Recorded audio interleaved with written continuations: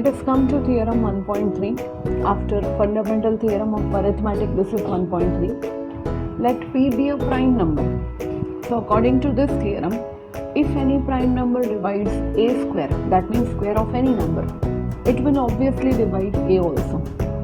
So it is quite obvious if a is equal to p1, p2, p3 up to pn, where it's not necessary that p1, p2 are different numbers. It can be 2 into 3 into 2 into 3 like that. So a square will be the same term into same term, that is p1 square into p2 square into up to pn square. Now as p is any number from this p1 to pn, if this p divides a square, therefore fundamental theorem of arithmetic says that as p is one of the common factor, prime factor of a square, so obviously it will be a factor of a also. So p is one of the factor from p1, p2 up to pn.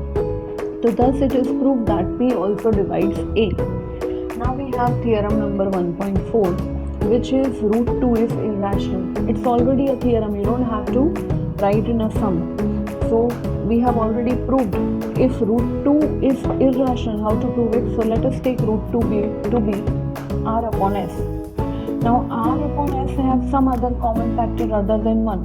So that is why we will divide with that common factor, and finally we will get root 2 as a upon b, where a and b are co-primes. That means now a and b are not having any common factor other than 1. So a will be equal to b into root 2. Squaring both the sides, we will get 2b square is equal to a square, which shows 2 divides a square. And finally by theorem number 1.3, if 2 divides a square, so we can also say that 2 divides a. So that is why we are taking a is equal to 2c. So a square will be equal to 4c square. In place of a square we have placed 2b square. So we will get b square is 2c square. So here we can say 2 also divides b. So as a and b are having a common factor 2, so this contradicts our statement k a upon b is a rational number, and thus it is proved that root 2 is an irrational number. Theorem number 1.5 is let x be any rational number.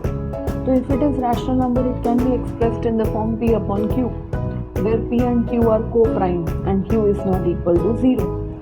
But the prime factorization of q, if it is of the form 2 raised to n and 5 raised to n, then it can be terminating. That means we can say that rational number whose decimal expansion can terminate. So its denominator of it can be of the form 2 raised to n and 5 raised to n. Means any number, if we want to get terminating decimal, the denominator should contain either a multiple of 2 or 5 or both. For example, 3 upon 8 is actually 3 upon 2 cube. So this can be multiplied by 5 cube upon 5 cube. So we are getting the terminating decimal 0.375. In the second example, you can see the denominator is a multiple of 5. In the last examples, you can see it is a multiple of 2 and 5 both.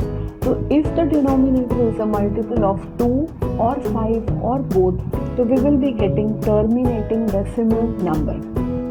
Then we have theorem number 1.6. Let x is equal to p upon q be a rational number, such that the prime factorization of q is of the form 2 raised to n and 5 raised to n, where m and n are non-negative integers. Then x has a decimal which terminates. That means 1.5 and 1.6 are just converse of each.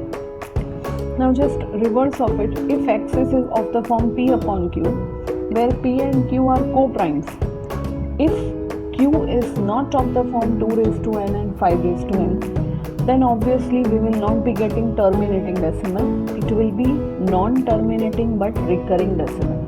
So these all results we will be using in solving exercise 1.4. Okay.